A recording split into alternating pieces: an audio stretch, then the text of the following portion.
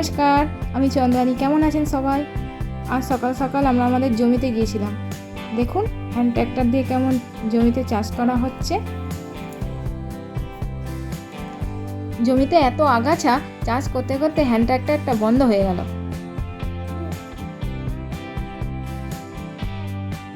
দেখুন চারিপাশটা কি সবুজ আর সবুজ, দেখলে চোখটা যেন জুড়িয়ে যায়। এই আগাছার সাথে কিছু শাক হয়েছে, তাই ভাবলাম কিছু শাক বাড়ির জন্য নিয়ে যাব। বাড়ি যাওয়ার পথে চিংড়ির ভেড়ি দেখতে পেলাম, তাই ভাবলাম আপনাদেরকে দেখাই।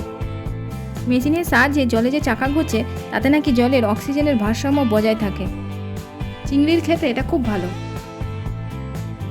ঠিক আছে, আজকের মতো টাটা। সবাই ভালো থাকবেন, সুস্থ থাকবেন।